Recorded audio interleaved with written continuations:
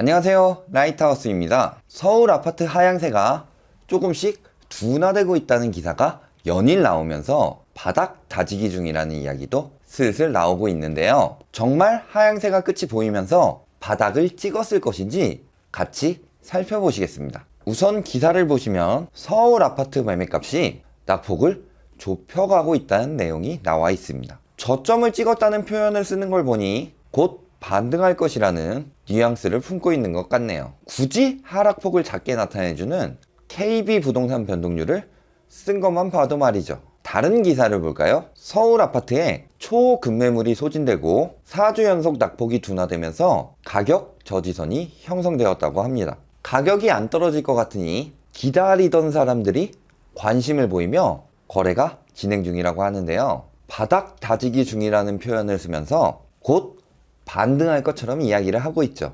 그럼 이들이 사용하고 있는 현재 주간 아파트 매매 가격 변동률 지표를 직접 찾아서 확인해 보도록 하겠습니다. KB 리브온에 나온 주간 아파트 가격 변동폭을 보면 2월 말에 마이너스 0.05%로 가장 큰 하락세를 보이고 있죠. 최근에는 하락률이 마이너스 0.01%까지 떨어질 정도로 조금씩 줄어들고 있습니다. 한국감정원의 주간 아파트 가격 변동폭을 보면 1월 말에는 마이너스 0.14%의 제일 큰 하락세를 보이고 역시 최근 마이너스 0.06%까지 하락률이 조금씩 줄어들고 있습니다. 그렇다면 아파트 매매 가격이 정말 바닥을 찍었고 23주나 지속되었던 길고 긴 서울 아파트 하락세가 드디어 끝났을까요? 지금부터 확인해 보겠습니다.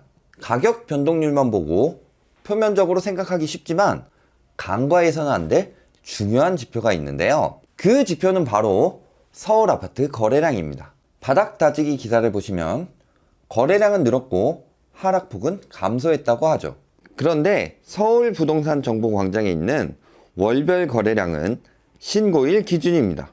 즉 계약하고 60일 내에 신고하기 때문에 한두 달가량의 차이가 날 수 있죠.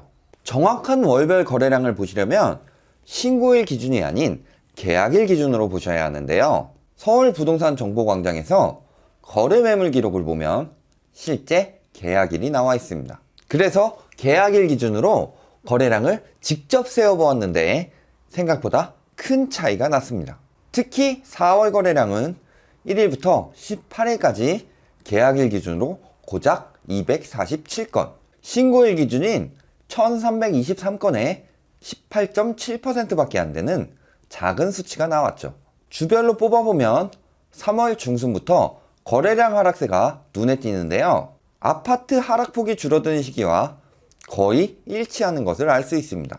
거래량이랑 하락폭이 무슨 관계냐고 하시는 분들도 있을 텐데 지금부터 그 이유를 간단히 설명드리겠습니다. 거래량이 중요한 이유는 아파트 가격 변동률을 구하는 계산 방법 때문인데요. 전체 아파트 가격의 총합이 얼마나 변하는지로 계산하기 때문이죠. 실제 계산식은 복잡하니 예를 들어서 설명하도록 하겠습니다. 계산편의상 서울에 1억짜리 아파트가 100채 있다고 가정해 봅시다. 그럼 전체 아파트의 가격은 총 100억이죠. 만일 이 중 10채가 5천만 원에 거래되었다고 가정하면 기존 아파트 90억에 새롭게 거래된 아파트가 5억이 되고 전체 아파트 가격이 95억이 되면서 하락률은 5%가 되죠. 다시 돌아와서 20채가 7천만 원에 거래되었다고 가정하면 기존 아파트 80억에 새롭게 거래된 아파트가 14억이 되고 전체 아파트 가격은 94억이 되면서 하락률은 6%가 되고요. 그러면 어느 쪽이 더 많이 떨어진 걸까요? 실제 거래한 아파트들을 보면 한쪽은 50%가 하락했고 한쪽은 30%가 하락했는데 오히려 하락률은 30%가 하락된 쪽에서 더 크게 나오고 있습니다. 이와 마찬가지로 생각해 볼까요? 서울 부동산 정보광장에서 세어본 결과 계약일 기준 3월 5일부터 11일까지 거래량은 373건, 그리고 4월 8일부터 15일까지의 거래량은 95건으로 약 4배 차이가 납니다. 이에 맞춰서 아파트 매매 가격 변동률을 생각해 볼까요? KB 리브원 기준으로 봤을 때는 하락률이 마이너스 0.04%와 마이너스 0.01%로 약 4배 차이가 나네요. 거래량도 4배 차이이고 하락률도 4배 차이라면 하락폭이 유지 중이라고 볼 수 있는 거죠. 한국감정원 기준으로 볼까요? 하락률이 마이너스 0.1%와 마이너스 0.06%로 2배 차이도 안 나네요. 만일 4월 8일부터 15일까지의 거래량이 3월 5일부터 11일까지의 거래량과 같다고 가정했을 때 4월의 아파트 매매 가격 하락률은 마이너스 0.24%로 오히려 3월보다 더 크게 나오고 있습니다. 이는 오히려 실질적으로 하락세가 가속화되고 있음을 뜻하는 거죠. 즉, 거래 절벽으로 매매 가격 하락폭이 줄어든 것처럼 보일 뿐 실제로는 유지되고 있거나 더 가속화되고 있음을 알 수 있습니다.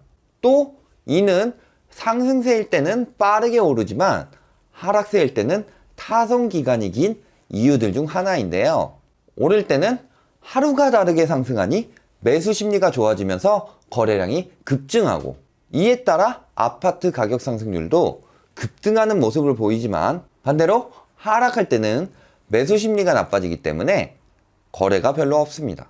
가끔 급매등의 거래가 되더라도 전체에 미치는 영향력은 미미하므로 가격 하락률은 얼마 되지 않게 나오니까요. 결론을 말씀드리겠습니다. 현재 서울 아파트 가격 하락세가 둔화되고 있다는 기사들은 통계에 나온 자료만 보고 단순히 옮겨다 쓴 것일 뿐입니다.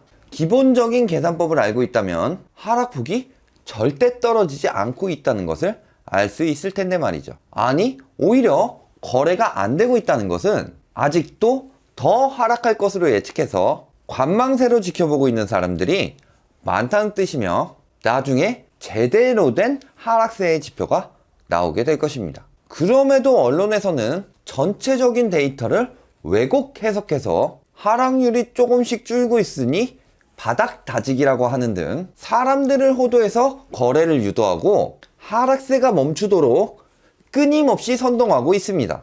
이쯤 되면 언론이 사실을 보도하기 위함이지 아니면 실거주자들이 다시 거래하도록 선동하여 부동산 투기꾼들이나 건설사들의 배를 불리도록 앞잡이 노릇을 하고 있는 것인지 분간이 안 갈 정도네요. 이런 기사들에 넘어가서 다시 오르기 전에 빨리 계약해야겠다는 생각을 가지게 된다면 그것은 그들의 의도대로 되고 있는 것이며 힘들게 만들어지고 있는 부동산 안정화는 결국 실패로 돌아가게 될 수도 있습니다.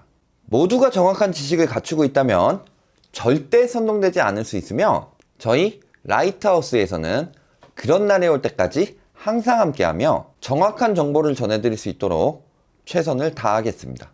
오늘 보신 영상이 도움이 되셨다면 좋아요와 구독 부탁드리겠습니다.